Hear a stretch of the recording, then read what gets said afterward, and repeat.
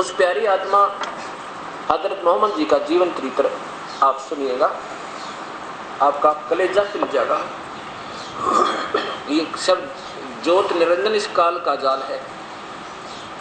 ये देखिएगा, जीवनी हजरत मोहम्मद सल्लल्लाहु अलैहि वसल्लम, ये कहाँ से प्रकाशित है? मोहम्मद इनायतुल्लाह सुभानी। और ये कहाँ से प्रकाशित है? ये देखिएगा, जीवनी हजरत मोहम्मद सल्लल्लाहु अलैहि वसल्लम, मोहम्मद इनायतुल्लाह सुभानी, अनुवादक हैं नसीब गाजी फलाही। और कहाँ से प्रकाशित है? मकरजी मकतबा, इस्लामी पब्लिशर्स, नई दिल्ली। इतना इसमें आप देखिएगा, हम ज़्यादा ना करके क्या उसको हिंट से बताएंगे। ये देखिएगा 22 नंबर से प्रारंभ करेंगे, इसके 22 नंबर पे ये अब्दुल मुतल्लब जो थे, मुतल्लब गुलाम लाए हैं, यानी ये मुतल्लिब जी अपने बड़े भाई के बेटे को, जिसका नाम शोभा था, उसको लेकर आए। तो लोगों ने सोचा कि ये अपना गुलाम लाए हैं, मुतल्लब गुलाम लाए हैं, क्या तुमने मुतल्लिब का गुलाम देखा? देखो मुतल्लिब का गुलाम। मुतल्लिब ने इस तरह की आवाज़ें सुनी तो बोले, कुरैश वालों, तुम भी अजीब लोग हो। यह तो मेरा भतीजा है, बड़े भाई हासिम का बेटा, यसरीब में था, वहाँ से लेकर आया हूँ। लेकिन यह नया नाम जो खुद ब खुद जुबानों पर आ गया, असल नाम पर छा गया। माँ ने उसका नाम शोभा रखा था और वह उसी नाम से मशहूर थे। लेकिन अब असल नाम किसी को याद तक न रहा और उसी वक्त से वे अब्दुल मुतल्लिब के गुलाम हो गए, यानी इस तरह प्रसिद्ध हो गया उनका नाम। ये हजरत मोहम्मद जी के दादाजी कौन? मुतल्लिब, अब्दुल मुतल्लिब के नाम से प्रसिद्ध हो गए। अब यहाँ देखिए 23 पे, मुतल्लिब का इंतकाल हुआ तो अब्दुल्ला मुतल्लिब समझदार हो चुके थे, या इनके पिता जब अब्दुल मुतल्लिब जब मर गए, यानी उनके ताऊजी चाचा मर गए, तो अब्दुल मुतल्लिब समझदार हो चुके थे।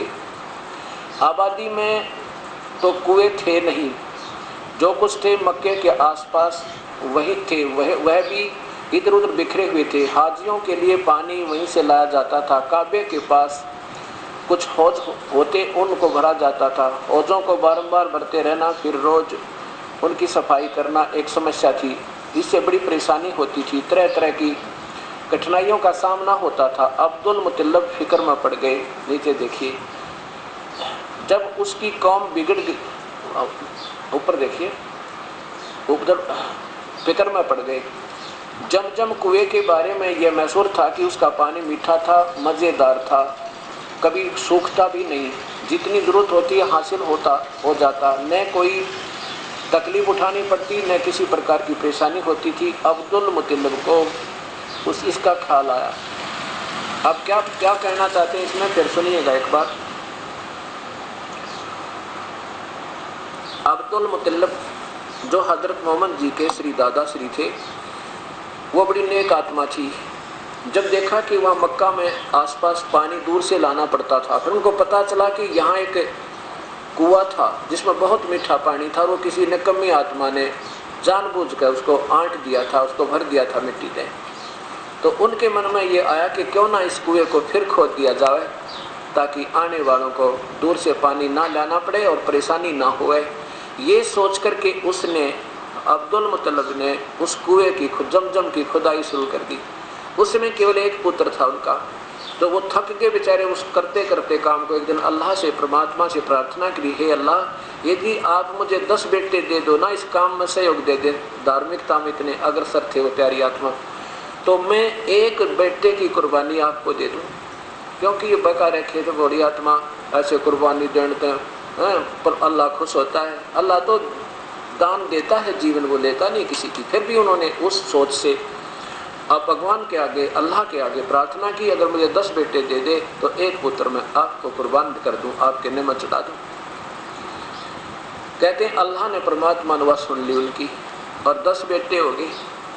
اب آ گیا وہ منت کو پوری کرنے کا سمے. کیا کہا اس نے؟ پھر اپنی بات یاد آئی کہ میں نے تو اللہ سے 10 پتر مانگے تھے، انہوں نے دے دیے، اب ایک پتر کی قربانی دینی ہے. سب بچوں کو بلا لیا اور کہا بیٹا میری ایسے ایسے پرماتما کے سامنے ایک وعدہ ہوا ہے اللہ کے لیے، اور میں نے ایک پتر کی قربانی دینی ہے ان کو، تم میں سے کون سا تیار ہے؟ سبھی نے کہا ہم سب تیار ہیں ابا جان، ایک بار آپ کہہ کر دیکھو، وہی آپ کے لیے حاضر ہے. اس بات نے سن کر اب وہ عبد المطلب اسمنجس میں پڑ گیا، بھائی کس کے لیے، کس کو کہوں، میرے تو زبان نہیں پھٹ سکتی. اس کے فیصلے کے لیے کعبہ میں گئے اور وہاں پر ایک حابل نام کا دیوتا کی مورتی بنا رکھی. کہتے یہ سندیش دے گا. کیسے دے گا کہ ایک تیر لیے جاتے تھے، 10 تیر لیے، اور اس مہنت نے بتایا، وہاں کے مولوی نے، قاضی نے، مہنت نے بتایا، اسے کیا بتایا کہ 10 تیروں پر نیارے نیارے نام لکھ دو 10 بیٹوں کے. اور وہ کیا کرتے تھے؟ اپنی بناوٹی باتیں ان مہاپرشوں کو گمراہ، بڑی آتماؤں کو گمراہ کرنے کے لیے کیا کرتے تھے کہ ان تیروں کو اس حابل نام کے دیوتا کی مورتی کے پاس رکھ دیتے تھے، لے جاتے تھے، اور اس کو وہ مہنت جو ہوتے تھے وہ اپنے لٹوٹر کرتے، ایسے ایسے ہلاتے، ایسے ایسے لا کر رکھ دیتے، اور جس کا تیر کا اشارہ اس حابل کی طرف ہوتا نا، کہتے اس کی قربانی پسند ہے. تو اس میں حضرت محمد جی کے پوجیہ پتا جی شری عبداللہ کا نام نکل گیا، جو سب سے چھوٹا تھا. وہ تیر کا اس طرف ان کے نام والا ہو گیا. تو سب نے، عبد المطلب نے کہہ دیا بھی ٹھیک ہے، پربھو کو یہ منظور ہے تو مجھے اس لڑکے کی قربانی بھی منظور ہے، اس کی گردن بے شک کر دو ان کے سامنے. تب سارے نگر نواسی کہنے لگے کہ ایسا مت کرو، ایسا مت کرو، ایسا نہ کرو. تو سب عبد المطلب کہنے لگے بھی دیکھ میں تو وچن بدھ ہوں اللہ کے سامنے، میں تو واپس ہٹ نہیں سکتا، مجھے ڈر لگا بھگوان نے جو مجھے 10 پتر دیے تو میں اس کو کیوں نہ ایک دان کروں. تو سبھی نے کہا کہ ایسا نہ کرو.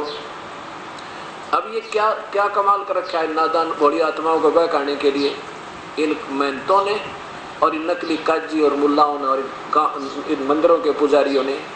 ایک اس میں یہ بھوت پتر بڑے رہتے ہیں ان میں. اس محنت میں ایک پتر اندر بولا کوئی فرشتہ، اور ایسے ایسے کر کے کہتا ہے ایک بات ہو سکتی ہے. کیا ہو سکتی ہے؟ کہ ان کے پران کے تل کوئی قیمت دان کر دی جاوے. اب انہوں نے سوچی، اس میں بھوت بول رہا تھا، اور ان پیاری آتما نے سوچا بھی یہ ہے کوئی اللہ کی آواز آئے گی اس کے اندر پہ. تو سب اسمنجس میں پڑ گئے بھی اس کا فیصلہ کیسے کریں. اب کتنے پران؟ کہتے اونٹ بھی چلیں گے.